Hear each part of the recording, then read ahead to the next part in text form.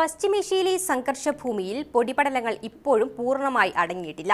ഇറാനിലെ പ്രധാന ഊർജ്ജ അടിസ്ഥാന സൗകര്യങ്ങൾ ലക്ഷ്യമാക്കി നടന്ന ബോംബാക്രമണങ്ങൾക്ക് പിന്നാലെ ലോകം ആശങ്കയോടെ നോക്കിക്കൊണ്ടിരിക്കുമ്പോഴാണ് ഒരു അപ്രതീക്ഷിത നീക്കം സംഭവിച്ചത്. വെറും 48 മണിക്കൂറിനുള്ളിൽ നടന്ന നയതന്ത്ര ചർച്ചകളെ ചൂണ്ടിക്കാട്ടി American president Donald Trump Iranian power പ്ലാന്റുകൾക്ക് എതിരായ സൈനിക ആക്രമണങ്ങൾക്ക് 5 ദിവസത്തെ താൽക്കാലിക വിരാമം പ്രഖ്യാപിച്ചു.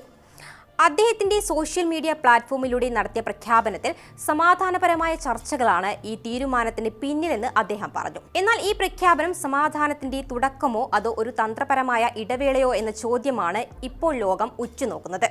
ആഴത്തിലുള്ളതും വിശദവുമായ ക്രിയാത്മക ചർച്ചകൾ നടന്നുവെന്നും പശ്ചിമേഷ്യയിലെ ശത്രുതയ്ക്ക് പൂർണ്ണമായ പരിഹാരം ലക്ഷ്യമിട്ടുള്ള ശ്രമങ്ങളാണ് ഇതെന്നും അദ്ദേഹം അവകാശപ്പെട്ടു. 5 ദിവസത്തെ ഈ ഇടവേള യുദ്ധം അവസാനിപ്പിക്കാൻ വഴിയൊരുക്കും എന്ന് ട്രംപ് പ്രതീക്ഷ പ്രകടിപ്പിച്ചു. എന്നാൽ ഈ പ്രതീക്ഷകൾക്ക് മറുവശത്ത് ഇറാനിൽ നിന്നുള്ള പ്രതികരണം തികച്ചും വ്യത്യസ്തമായിരുന്നു. ഇറാന്റെ parliamentary speaker Mohammad Bagher Ghalibaf ട്രംപിന്റെ അവകാശവാദങ്ങളെ ശക്തമായി നിഷേധിച്ചു. അമേരിക്കയുമായി ഒരു ചർച്ചയും നടന്നിട്ടില്ല എന്നായിരുന്നു അദ്ദേഹത്തിന്റെ തുറന്ന പ്രതികരണം. ഇസ്രായേലി മാധ്യമങ്ങളിൽ പ്രചരിച്ച അമേരിക്കൻ ഉദ്യോഗസ്ഥരുമായി താൻ ചർച്ച നടത്തിയെന്ന റിപ്പോർട്ടുകളും അദ്ദേഹം തള്ളിക്കളഞ്ഞു. ഈ വിരുദ്ധ നിലപാടുകൾ യഥാർത്ഥത്തിൽ എന്താണ് നടക്കുന്നതെന്ന് ലോകത്തെ കൂടുതൽ ആശയക്കുഴപ്പത്തിലാക്കി. ഗാലിബാഫ് എന്ന പേര് ഇപ്പോൾ കൂടുതൽ ശ്രദ്ധ നേടുകയാണ്. ആരാണ് മുഹമ്മദ് ബാഗർ ഗാലിബാഫ് എന്ന് പരിശോധിക്കാം. ഞാൻ അനശ്വര. ഇറാനിലെ യുദ്ധശ്രമങ്ങളുടെ പിന്നാമ്പുറത്തിൽ പ്രവർത്തിക്കുന്ന ശക്തനായ വ്യക്തിയായി അദ്ദേഹം തുടർന്നുകൊണ്ടിരിക്കുകയാണ്.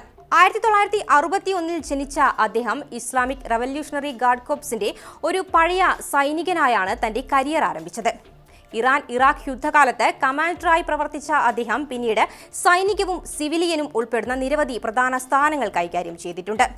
ഇറാൻ പോലീസ് മേധാവി, മേയർ, ഇപ്പോൾ പാർലമെന്റ് സ്പീക്കർ, അങ്ങനെ നിരവധി മേഖലകളിൽ സ്വാധീനം ചെലുത്തിയ വ്യക്തിയാണ് ഗാലിബാഫ്. അദ്ദേഹത്തിന്റെ രാഷ്ട്രീയ ജീവിതം ഇപ്പോഴും ഉയർച്ചകളും വിവാദങ്ങളും നിറഞ്ഞതായിരുന്നു. പ്രസിഡന്റ് തിരഞ്ഞെടുപ്പിൽ പലതവണ മത്സരിച്ചെങ്കിലും വിജയിക്കാൻ സാധിച്ചിട്ടില്ല. എന്നാൽ അധികാരത്തിന്റെ കേന്ദ്രങ്ങളിൽ നിന്ന് ഒരിക്കലും അകലാതെ നിന്നു.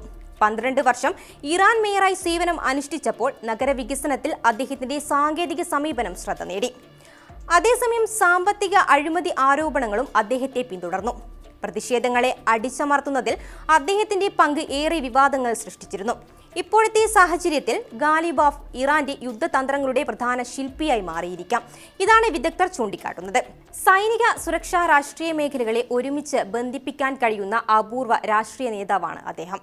യുദ്ധത്തിന്റെ ദിശയും തന്ത്രങ്ങളും നിർണ്ണയിക്കുന്നതിൽ അദ്ദേഹത്തിന്റെ പങ്ക് നിർണായകമാണെന്ന അഭിപ്രായവും ശക്തമാണ്. ട്രംപ് പരാമർശിച്ച ഉന്നത വ്യക്തി ഗാലിബാഫ് തന്നെയാണോ എന്ന ചർച്ചയും സജീവമാകുകയാണ്. ചില റിപ്പോർട്ടുകൾ പ്രകാരം അമേരിക്കൻ ഭരണകൂടം ഇറാൻ പാർലമെന്റ് സ്പീക്കറുമായി ആശയവിനിമയം നടത്താൻ ശ്രമിച്ചുവെന്ന് പറയുന്നുണ്ട്. ട്രംപിന്റെ പ്രത്യേക ദൂതനായ സ്റ്റീവ് വിറ്റ്കോഫും മുൻ ഉപദേഷ്ടാവായ ജാരഡ് കുഷ്നറും ഉൾപ്പെടെയുള്ളവരുമായി ഗാലിബാഫ് ബന്ധപ്പെട്ടിരുന്നു എന്ന സൂചനകളും പുറത്തുവരുന്നുണ്ട്. ഇസ്ലാമാബാദിൽ ഒരു രഹസ്യ കൂടിക്കാഴ്ചയ്ക്കായി മധ്യസ്ഥർ ശ്രമിച്ചു എന്ന റിപ്പോർട്ടുകൾ ഈ കഥയ്ക്ക് കൂടുതൽ രഹസ്യനിറം നൽകുകയാണ്. എന്നാൽ ട്രംപ് പിന്നീട് നടത്തിയ പ്രസ്താവനയിൽ അമേരിക്ക സംസാരിക്കുന്നത് ഇറാന്റെ പരമോന്നത നേതാവുമായി അല്ലെന്നും എന്നാൽ ഒരു ഉന്നത വ്യക്തിയുമായി ആണ് എന്നും വ്യക്തമാക്കി. ഇതോടെ ആ വ്യക്തി ആരാണ് എന്ന ചോദ്യത്തിന് കൂടുതൽ പ്രാധാന്യം ലഭിച്ചു. ചിലർ മുജ്തബ ഖമനേയെ ചൂണ്ടിക്കാണിക്കുമ്പോൾ മറ്റു ചിലർ ഗാലിബാഫിനെയാണ് ഈ ചർച്ചകളുടെ കേന്ദ്രബിന്ദുവായി കാണുന്നത്. ഇതിനിടെ ഇറാൻ ഈ നയതന്ത്ര അവകാശവാദങ്ങളെ വെറും പ്രചാരണ തന്ത്രമായി വിശേഷിപ്പിച്ചു. അമേരിക്ക വ്യാജ വാർത്തകൾ പ്രചരിപ്പിച്ച് എണ്ണ വിപണികളെ സ്വാധീനിക്കാനും സൈനിക സമ്മർദ്ദത്തിൽ നിന്ന് സമയം നേടാനുമാണ് ശ്രമിക്കുന്നത് എന്ന് ഗാലിബാഫ് ആരോപിച്ചു. ഇറാന്റെ ഔദ്യോഗിക വൃത്തങ്ങൾ പറയുന്നത് അമേരിക്കയുടെ ഈ ഇടവേള ഒരു നയതന്ത്ര നീക്കമല്ല, മറിച്ച് ഭീഷണികളുടെ ഫലമാണ് എന്നുള്ളതാണ്. ഇറാൻ നൽകിയ മുന്നറിയിപ്പ് വ്യക്തമായിരുന്നു. തങ്ങളുടെ ഊർജ്ജ അടിസ്ഥാന സൗകര്യങ്ങളെ ലക്ഷ്യമാക്കി ആക്രമണം നടന്നാൽ മുഴുവൻ മേഖലയിലെയും ഊർജ്ജ സംവിധാനങ്ങൾ തന്നെ ലക്ഷ്യമാക്കും.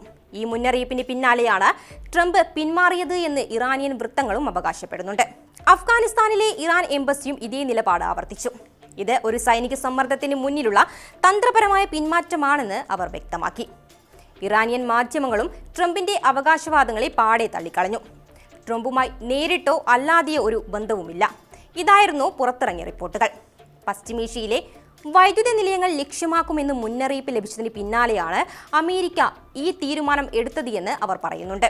അതായത് സമാധാന ചർച്ചകളുടെ ഫലമായല്ല, മറിച്ച് ഭീഷണിയുടെ ഫലമായാണ് ഈ ഇടവേള വന്നതെന്നാണ് ഇറാന്റെ വാദം. ഇതെല്ലാം ചേർന്ന് നോക്കുമ്പോൾ യാഥാർത്ഥ്യം വളരെ വിദൂരമാണ്. ഒരു വശത്ത് നയതന്ത്ര ചർച്ചകളുടെ പ്രതീക്ഷ, മറുവശത്ത് ശക്തമായ നിഷേധങ്ങളും പരസ്പര ആരോപണങ്ങളും. ഈ 5 ദിവസത്തെ ഇടവേള സമാധാനത്തിലേക്കുള്ള ഒരു ചെറിയ ചുവടായിരിക്കുമോ അതോ വലിയ സംഘർഷത്തിന് മുൻപുള്ള ഒരു നിശബ്ദതയോ എന്ന് അറിയാനാണ് ലോകം ഇപ്പോൾ കാത്തിരിക്കുന്നത്. പശ്ചിമേഷ്യയിലെ ഈ പുതിയ അധ്യായം ആഗോള രാഷ്ട്രീയത്തിന്റെ ഭാവിയെ തന്നെ സ്വാധീനിക്കാൻ കഴിവുള്ളവയാണ്. അമേരിക്കയും ഇറാനും തമ്മിലുള്ള ഈ യുദ്ധം ശക്തിയും നയതന്ത്രവും തമ്മിലുള്ള നൂൽപ്പാലത്തിൽ നടക്കുകയാണ്. ലോകം ഇനി ഉറ്റുനോക്കുന്നത് ഈ യുദ്ധം കൂടുതൽ സംഘർഷത്തിലേക്ക് നീങ്ങുമോ അതോ സമാധാനത്തിലേക്ക് നീങ്ങുമോ എന്നുള്ളതാണ്.